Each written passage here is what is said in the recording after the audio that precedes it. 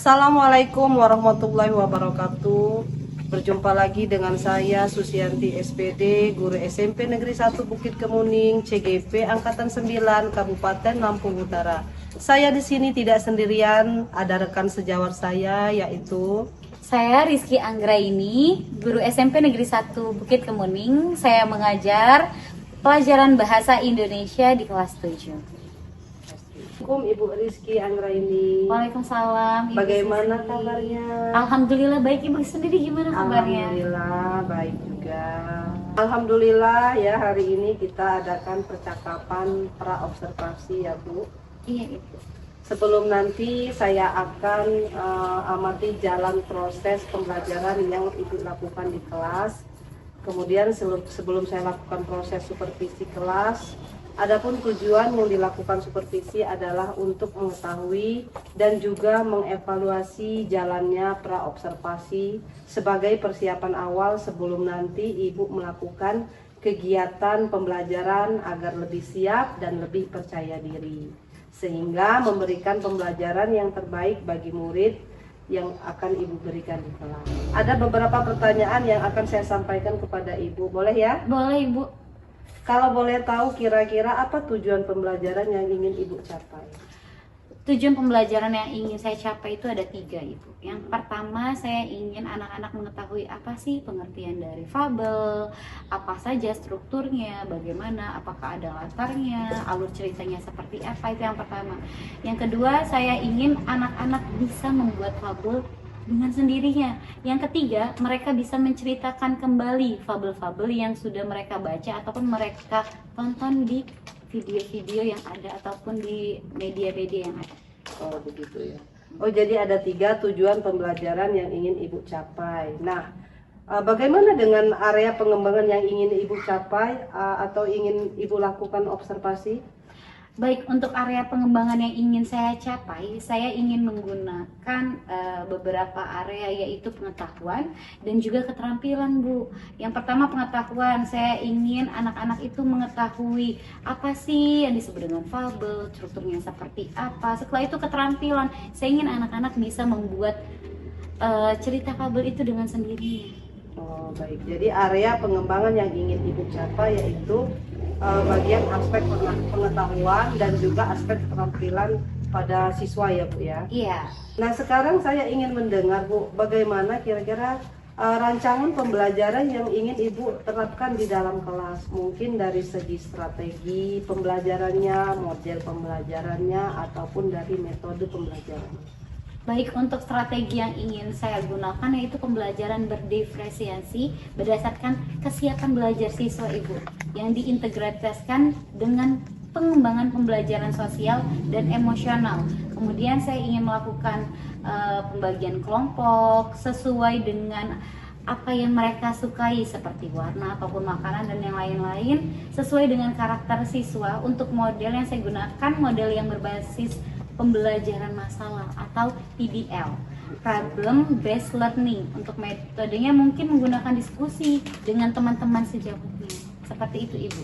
Oh baik, jadi rencana yang akan Ibu terapkan di dalam kelas itu menggunakan strategi pembelajaran berdiferensiasi yang diintegrasi dengan pembelajaran sosial emosional menggunakan model pembelajaran Problem Based Learning atau PBL dan juga dengan metode diskusi kelompok, kemudian penugasan dan juga tanya jawab ya Bu ya. Iya benar Ibu. Untuk metode pembelajarannya kira-kira bagaimana dengan metode pembelajaran yang akan Ibu pakai di kelas nanti?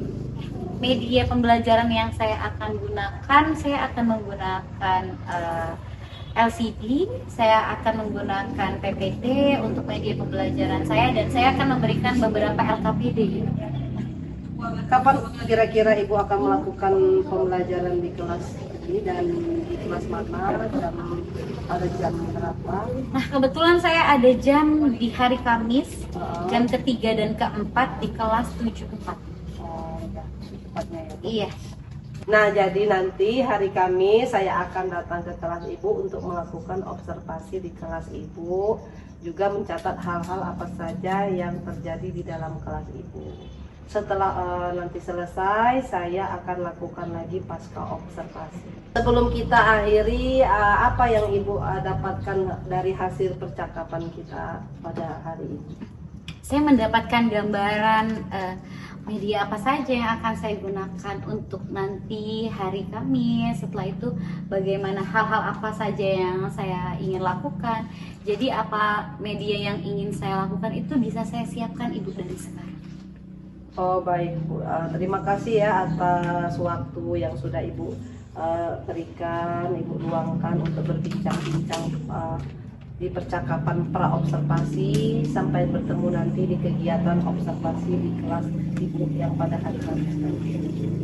Baik Bu, sama-sama. Saya juga ingin mengucapkan terima kasih kepada Ibu. Demikian percakapan pra-observasi kita pada kali ini. Kita sampai berjumpa di observasi berikutnya. Terima kasih Ibu. Sama-sama Ibu. Assalamualaikum. Waalaikumsalam.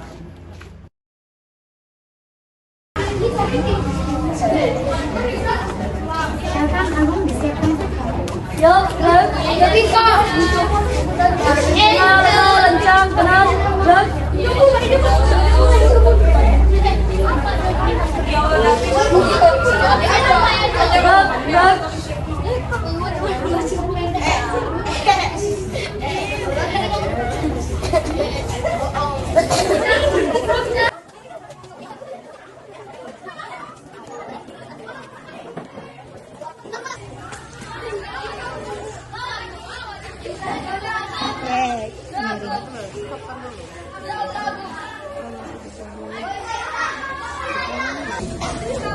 Assalamualaikum.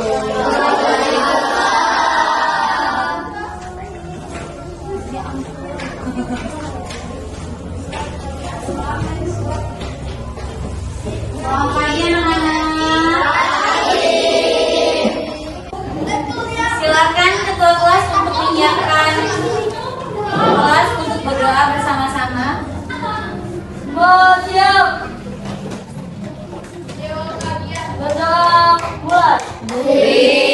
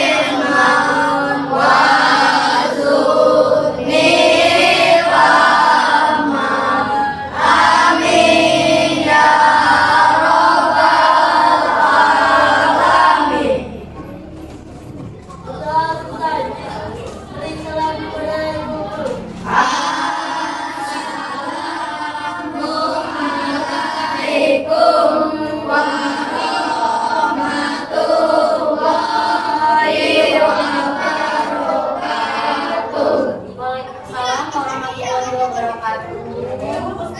Selamat pagi semuanya, apa kabar? Baik. Mulai pelajaran di sini mau tahu siapa sih yang tidak hadir hari ini? Di kelas isi absen dulu. Agung Ramadan? Hadir. Iya. Aiza? Angel? Hadir. Awal Mudin? Hadir Bu. Dani? Esma, Duyan, Farhan, Fatir, Sheila, Cinta, Cynthia, Yuviko. Masuk semua hari ini? Masuk. Alhamdulillah masuk semua. Sebelum memulai pembelajaran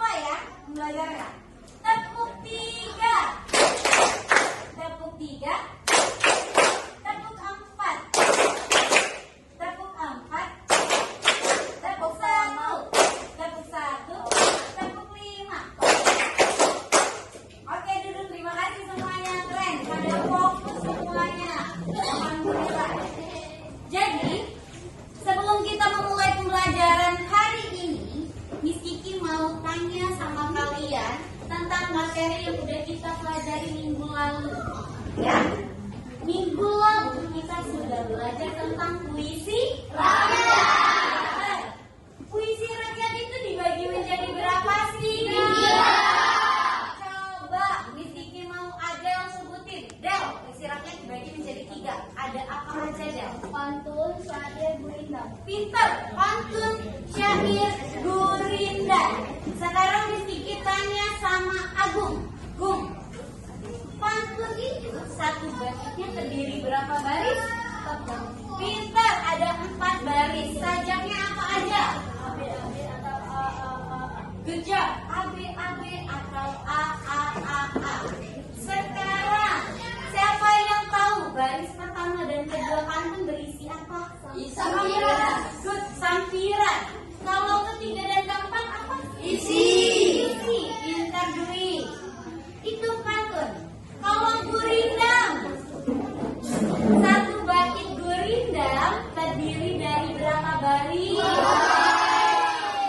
2 baris. Sajaknya apa kalau gurindam, Jultiko? Bersajak A atau BB atau CC. Bagus, pintar. Itu kalau gurindam. Kalau syair, satu barisnya terdiri dari berapa? 4 baris. Sajak syair apa? Pintar. Itu pantun, syair, gurindam. Hari ini, sebelum kita masuk ke materi hari ini, Miss Kiki mau kasih tahu sama kalian kalau tujuan pembelajaran kita hari ini yaitu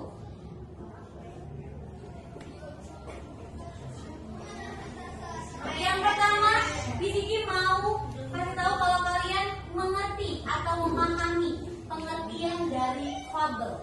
Apa sih itu fabel? Ya, pengertiannya apa? Miss Kiki juga mau tahu kalau kalian mengerti. Oh, ternyata di dalam fabel itu terdapat tokohan. Oh, tujuan fabel itu apa? Pengertiannya, tujuannya, setelah itu struktur teks fabel itu apa saja? Itu tujuan pembelajaran kita hari ini. Sebelum itu, Miss Kiki mau tanya ke kalian. Kalian suka nggak nonton film dongeng? Sering nggak waktu kecil dibacain sama neneknya tentang kancil dan buaya? Ya, kancil dan buaya, kura-kura dan tikus. Habis itu ada belalang sembah. Pernah nonton nggak cerita-cerita kayak gitu? Kira-kira cerita kayak gitu itu hayalan atau bukan? Hayalan. Itu bersifat tidak nyata. Sekarang materi yang akan kita pelajari hari ini yaitu fabel. Apa sih fabel, Miss? Pernah dengar fabel belum? Oh, ada yang belum, tapi ada juga yang pernah. Bagus, berarti udah pernah baca sebelumnya ya. Sekarang Miss Kiki mau kasih tahu kalian tentang fabel. Pengertian fabel. Fabel adalah cerita fiksi. Fiksi berarti tidak nyata. Hayalan yang karakternya berupa hewan tapi memiliki watak dan perilaku seperti manusia.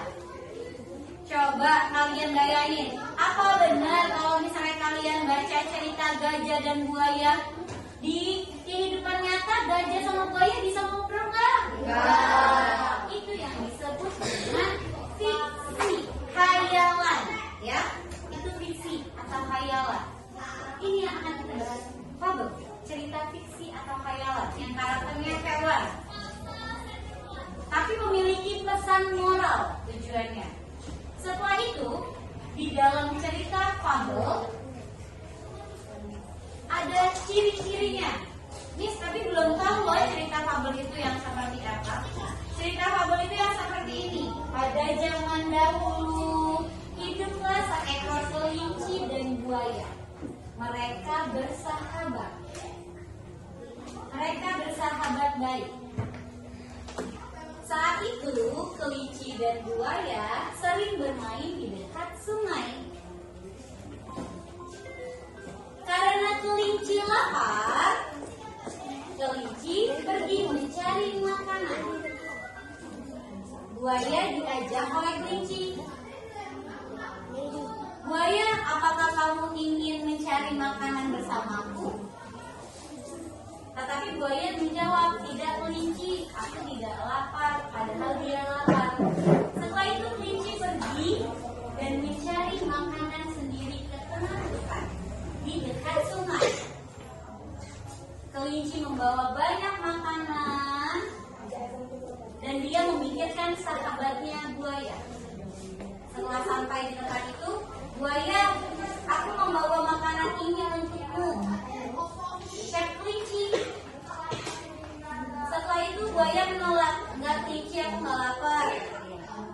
Oke, kata si kelinci. Oke. Lalu kelinci menyimpan makanan itu di dalam tempat penyimpanan di dekat dengan sungai. Setelah kelinci makan, kelinci pergi dan bertitip pesan kepada buaya. Buaya, aku sudah menyiapkan makananmu sedikit di bagian lemari atas dan yang bawah adalah makanan enakmu. Kamu boleh memakannya, kata kelinci. Yang bagianmu, kalau sisakan bagianku nanti jika aku pulang, aku akan makan itu lagi, ucap kelinci. Lalu kelinci pergi menemui teman-temannya yang ada di hutan. Sedangkan buaya hanya tertidur saat itu. Tetapi tiba-tiba perut buaya berbunyi. Biasanya kalau lapar kan bunyi ya. Siapa yang suka lapar perutnya bunyi? Ternyata aku lapar, ucap buaya. Dia mengambil persediaan makanan, tapi dia lupa dengan pesan ini. Dia menghabiskan semua makanan yang ada di lemari es tersebut. Sebelum menghabiskan, buaya baru ingat, oh ternyata yang saya habiskan adalah makanan sahabatku. Padahal dia yang mencarikan aku makanan. Buaya panik. Lalu kelinci pun datang. Ketika kelinci datang, kelinci lapar. Kelinci membuka persediaan makanan. Nah, itu tadi cerita fabel yang Miss Kiki kasih tahu. Kalian pasti udah pernah dengar. Oh itu Miss ya, namanya cerita fabel. Ternyata nenek saya, ibu saya dulu kalau misalnya saya sebelum tidur sering membacain cerita itu. Sekarang kita telah sama-sama ciri-ciri fabel. Pertama, ada tokoh cerita yang diperankan oleh binatang. Ya, ada si buaya dan kelinci. Setiap tokoh binatang memiliki perilaku seperti manusia dan dapat berbicara. Benar nggak? Cerita memiliki pesan moralnya. Oh, kalau misalnya sama sahabat nggak boleh bohong. Alur yang disajikan sederhana. Kalian mudah memahaminya? Mudah. Setelah itu disajikan dalam bentuk cerita pendek atau cerpen. Nah, di dalam fabel ada 3 tokoh. Yang pertama ada protagonis, ada antagonis, ada tritagonis. Kalau protagonis itu biasanya dominan atau tokoh yang baik. Kalau misalnya antagonis itu dia tuh tokohnya jahat-jahat, suka marah-marah, suka bohong. Ya kayak siapa? Kayak Angel sama Kayla. Kalau tritagonis dia itu penengah, yang suka teduh, yang suka nengah. Udah jangan berantem kayak Jupiter sama Raja. Udah nggak usah berantem. Iya gak? Bener gak? Enggak, oh salah. Setelah itu di dalam cerita fabel itu juga ada latar. Ada latar waktu, latar suasana, dan latar tempat. Latar waktu, kapan sih peristiwa itu terjadi? Pagi kah, siang kah, sore kah, atau malam? Kalau latar waktunya, latar tempatnya, di mana peristiwa tersebut terjadi? Oh tadi di sungai, di hutan, bener gak? Kalau latar suasana, bagaimana keadaan tersebut? Menyedihkan, menyenangkan, membahagiakan. Itu yang disebut dengan fabel. Scary ya, scary. Di dalam fabel itu terdapat ada struktur teks, ada 4. Pertama, orientasi, pengenalan tokoh. Pengenalan tokoh, siapa aja tokoh dalam cerita tersebut, gimana, pengenalan latar tadi. Setelah itu masuk ke komplikasi, masalah yang timbul di dalam cerita. Masalahnya apa? persediaan makanan. Niat kelinci. Setelah masalah ada resolusi, penyelesaian masalah. Bagaimana penyelesaian masalah? Buaya meminta maaf kepada kelinci. Setelah itu ada kode amanat di dalam cerita. Apa sih Miss amanat di dalam cerita? Amanatnya jangan suka berbohong kepada teman sendiri. Siapa yang suka bohong sama temannya? Ini. Kiran. Rega. Juga sih. Nih, ada satu video yang akan Miss Kiki kasih tahu sama kalian. Kalian tonton dengan sesama. Karena nggak bawa Miss Kiki lupa bawa stiker. Jadi dengerin ya. Oke, suaranya ada nggak?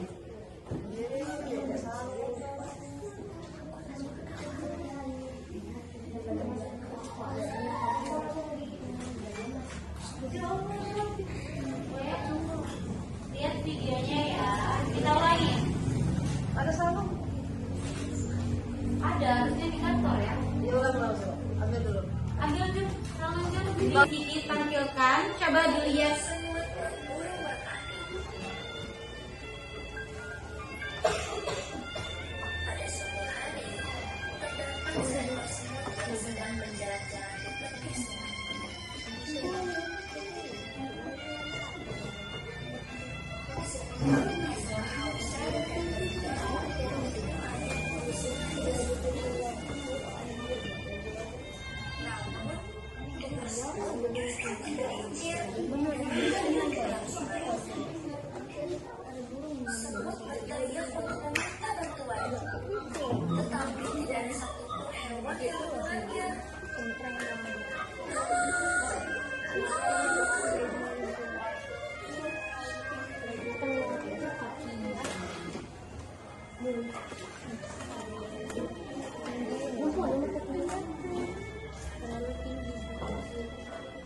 Akhirnya pasrah dan hampir tenggelam karena sudah tidak memiliki tenaga.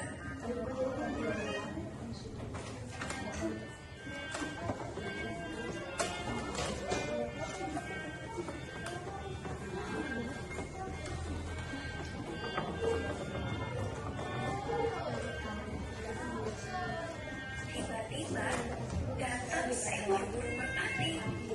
Dia menarik sehelai daun dari pohon untuk dijatuhkan ke sungai tempat semut hampir tenggelam.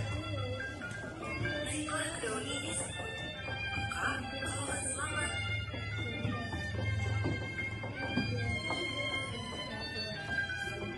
Dengan sebuah tenaga, semut pun naik ke atas daun yang mencukupi burung. Terima kasih Merpati, kebaikanmu akan selalu kuingat. Beberapa hari kemudian, datanglah seorang penyu ke hutan dan mengincar burung merpati untuk ditembak.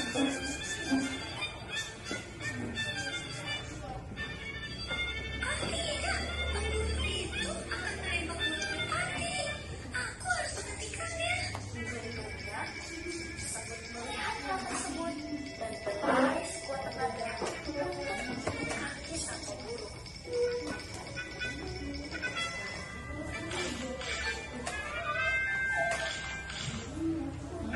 Sebentar, sang pemburu melepas matanya hingga mengeluarkan suara tembakan. Hal itu membuat burung merpati menyadari keberadaannya. Burung merpati pun terbang tinggi untuk menjauh. Begitu pula dengan semut yang langsung berlari sekuat tenaga. Beruntung keduanya selamat dari ancaman bahaya.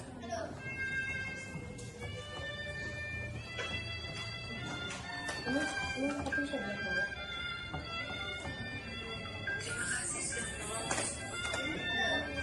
Sama-sama. Sudah seharusnya kita saling tolong-menolong antar sesama. Mereka pun menjadi sahabat dan hidup rukun di hutan.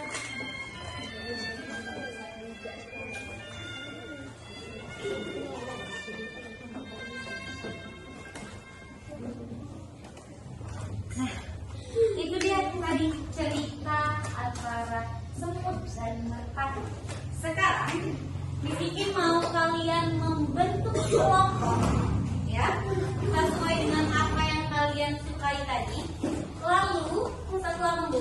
kelompok di sini mau kalian menurutkan apa sih orientasi dalam video tadi? Orientasi, komplikasi, resolusi, serta kode.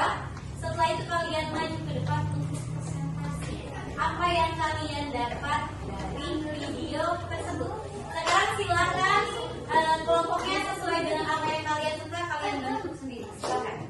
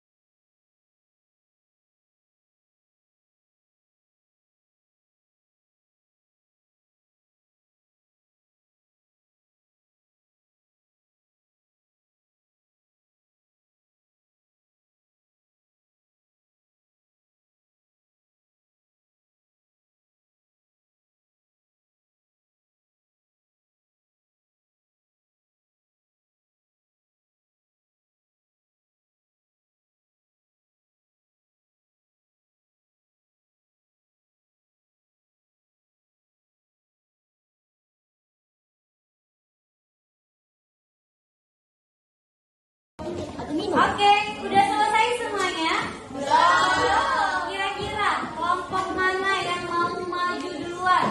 Oke, kelompok Angel, Kayla.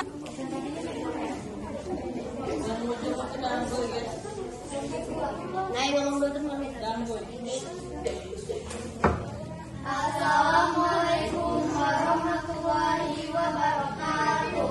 Waalaikumsalam warahmatullahi wabarakatuh. Kami dari kelompok 3 ingin mempresentasikan tentang cerita kehidupan burung merpati dan semut.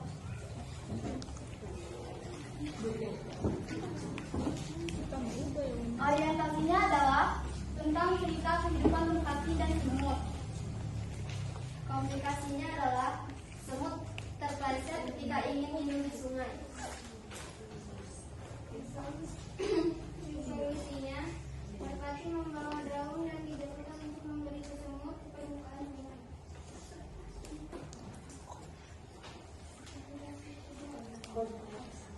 Komplikasi keduanya, merpati ingin ditembak oleh pemburu. Solusinya, semut menggigit kaki pemburu dan pemburu itu merasakan kesakitan.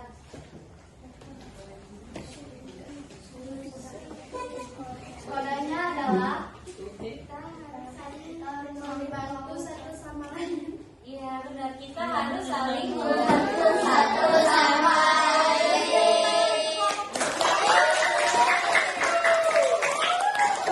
Assalamualaikum warahmatullahi wabarakatuh. Waalaikumsalam warahmatullahi wabarakatuh. Baiklah anak-anak, sekarang Cici mau tanya, apa sih perasaan kalian setelah belajar hari ini? Happy semuanya? Happy. Coba, nyambung nggak sama materi hari ini? Nyambung. Paham? Kita tanya kalau paham. Ada yang tahu nggak struktur teks fabel itu apa saja? Tadi, orientasi, komplikasi, resolusi, kode. Good, pintar. Orientasi itu apa? Pengenalan tokoh. Kalau komplikasi, masalah. Resolusi, penyelesaian masalah. Kode, di dalam cerita. Untuk pemahaman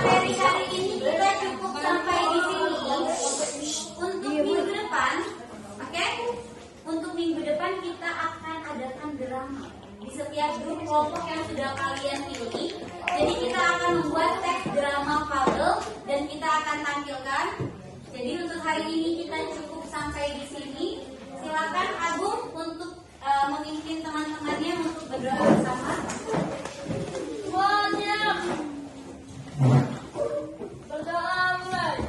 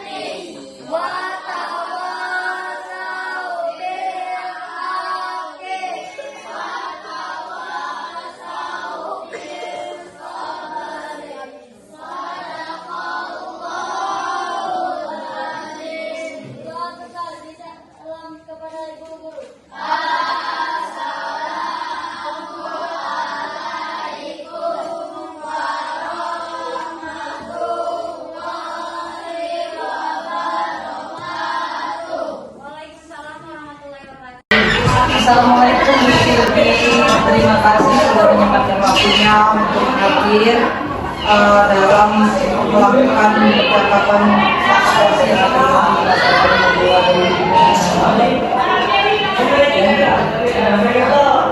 Gimana kabarnya Bu Kiki? Alhamdulillah baik. Ibu Susi bagaimana kabarnya? Kita langsung aja ya Bu Kiki. Iya Ibu. Kalau dari percakapan yang kita sudah lakukan, Ibu Kiki sudah melakukan pasca observasi di sini. Saya akan memberikan pertanyaan-pertanyaan kepada Ibu Kiki terkait dengan jalannya proses observasi kelas yang sudah dilakukan dengan tujuan untuk mengevaluasi sejauh mana proses pembelajaran yang sudah dilakukan. Untuk pertanyaan yang pertama, bagaimana perasaan Ibu terkait dengan jalannya kegiatan observasi di kelas yang sudah dilakukan kemarin? Iya Ibu, karena saya belum terbiasa di observasi, awalnya saya sangat gugup dan nervous. Tapi alhamdulillah berjalan juga dengan baik. Alhamdulillah ya Bu, sudah berjalan dengan baik. Bisa diceritakan kembali Bu, area pengembangan apa yang Ibu lakukan di dalam kelas, kemudian langkah-langkah atau tahapan-tahapan pembelajaran apa yang sudah Ibu lakukan di dalam kelas? Kalau tahapan tentunya saya membuat perangkat pembelajaran ya Ibu. Kemudian untuk area-area pengembangannya saya melakukan area pengembangan pengetahuan dan keterampilan. Untuk pengetahuan, saya mengajak anak-anak mengerti apa sih yang dimaksud dengan fabel. Terus mereka paham, oh struktur fabel itu seperti ini, cara membuat fabel itu seperti ini. Setelah itu di keterampilan, di area keterampilan, saya mengajak anak-anak untuk membuat fabel sendiri. Mereka mampu membuat cerita fabel sendiri dan mereka juga mampu menceritakan fabel dengan baik dan benar. Itu. Baik, jadi area pengembangannya berkaitan dengan pengetahuan dan keterampilan. Nah, menurut sejauh mana area pengembangan yang Ibu sudah sampaikan sudah, apakah sudah berhasil dilakukan di dalam kelas atau belum? Menurut saya alhamdulillah berjalan dengan baik. Walaupun masih ada kekurangannya ya pasti.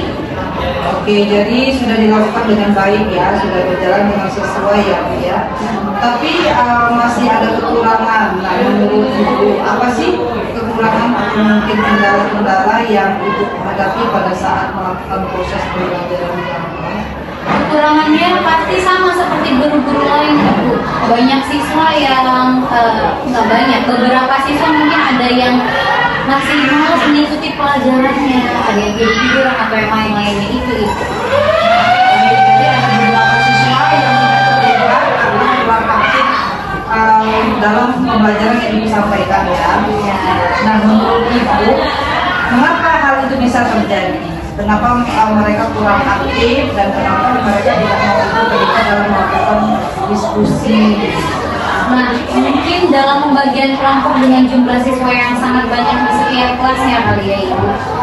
Jadi kemungkinan besar nanti saya akan menggunakan pendekatan sesuai dengan minat anak. Misalnya berbagi kelompok berdasarkan gaya belajar secara visual, auditori, atau kinestetik, sehingga anak mungkin akan lebih merasa nyaman dengan saya sesuaikan dengan minat dan kesukaan mereka itu.